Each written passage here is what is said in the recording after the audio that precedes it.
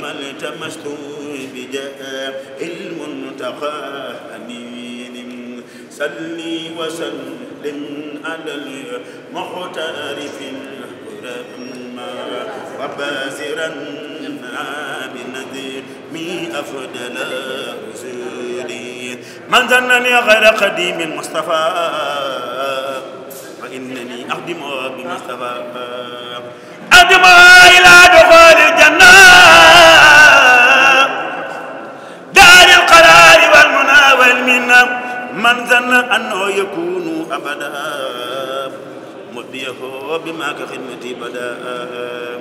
فغر ودلال وإدلال ينقاد لي بنوبي الحلال عداد وقبل لدى لمبر ودين مدحا وانا أنمدي كل ودين مداد ومدن أدى ما ينبى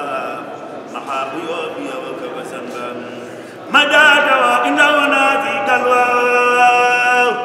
مدن كفاني ندى والبلوى مني إليه قدمة قد لا سماء رودته إلى القيام عظمت ردي عني سبد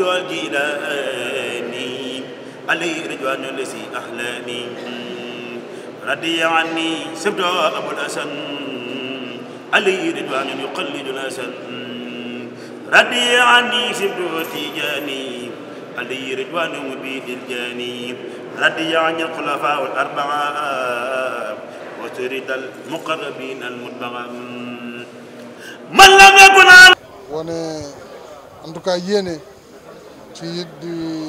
jàppale ñu ak ñaanal ñu li nga xam ne yan la bu ñu yàlla teg ci bopp réew mi Porokhane nag ñëw naa fi ay yoon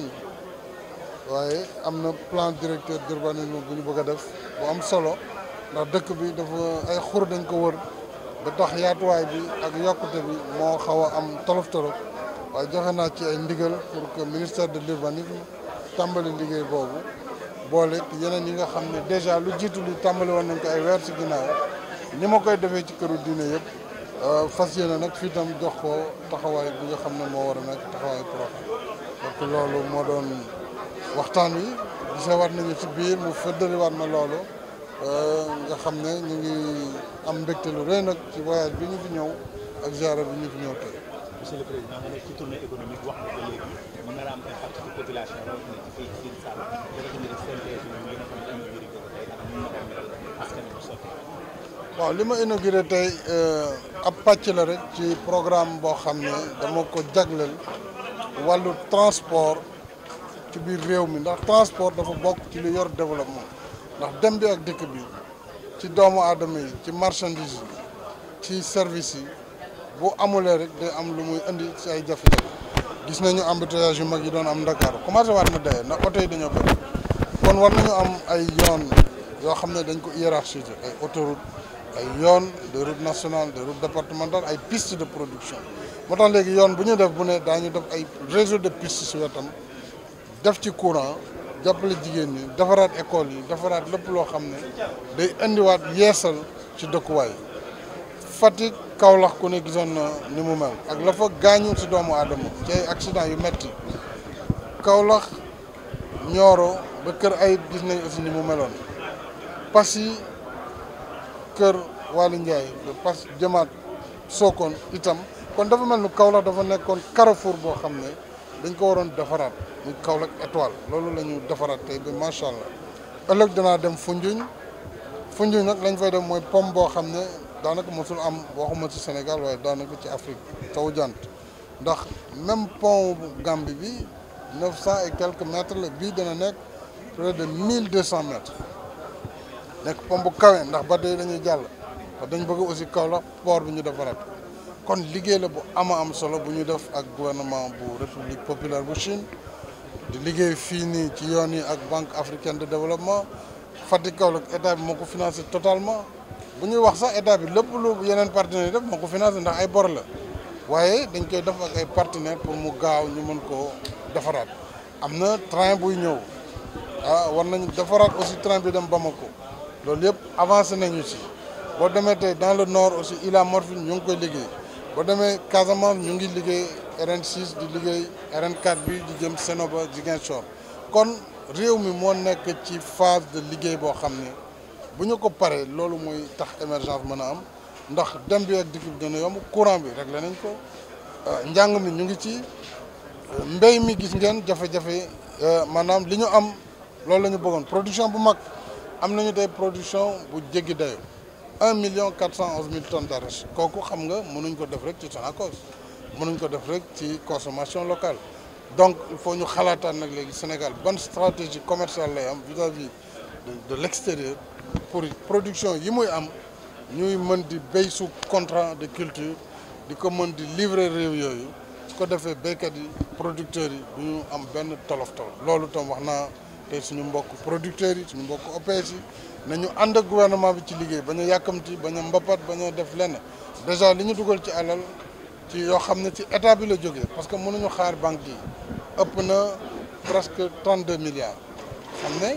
lépp lu état bi waroon jënd si ay jiw pour déwén déjà jënd nañ ko pour mën a permettre campagne bi amorcé wu léegi nag ñu ngi dem seeti réew yu mel ni Chine suspendre nañu taxes yi ñu defoon à l'exportation ñu ngi xoolaat diw bi ni ñu koy mën a defaree ci Sénégal biir Sénégal di lekk diw bu muy produire ndax suñu dund yëpp boo koy xool ceebu jën la yaasa maafe nangam loolu yëpp boo koy xool ceeb la dëwlin soble te yooyu ñu ngi koy am jën ñu ngi koy am donc buñ ko xasee def rek Sénégal day automatiquement am balance commerciale bu excédentaire te dootuñu jéggaani yooyu donc aussi ab importation bu demee bay menacé production bu toll nii war nañ taxaw nag xoolaat suñu bopp xoolaat mbir yi ni mu war a demee niñ ko defee si ceeb bi niñ ko defee si oignon bi ñu xool gerte gi niñ koy defee noonu parce que mënuñu aussi sacrifier wala seetaan ay 2 millions 3 millions ñuy béy gerte bàyyi rek diwlin bi di jógee fu nekk di fi dugg donc loolu wax naa gouvernement bi ñu saytu ko boole yokk point de collecte yi lever complètement taxe bi nga xam ni moom la ñu def ñu jàppale aussi huiliers yi pour que ñoom seen bopp ñu togg diwlin ji Sénégalais yi consommer diw boobu donc loolu bu ñu ko defee yaakaar naa ni vraiment waxuma la ren mais yeneen at yi bu ñu amee lu toll ci million ak genn wàll wala million ak lu topp wala ñaari million sax daañ ko mën a gérer donc loolu ci la ñu nekk ci yoon. Oui, je rends grâce à Dieu et je remercie le khalife général, Seigneur Mountakha Bachir Mbacké, qui nous a reçus dans la pure tradition mouride, l'hospitalité. Il nous a accueillis comme d'habitude, avec le sourire, avec la générosité qu'on lui connaît, avec l'hospitalité, la teranga. Il a indiqué à travers son porte-parole vraiment son affection à mon endroit et je l'en remercie vivement. Il a indiqué également sa volonté d'accompagner notre action pour le bonheur du Sénégal. Je lui ai dit aussi ma volonté et ma détermination à l'accompagner en tant que khalife général dans ces chantiers qui sont des chantiers de la communauté,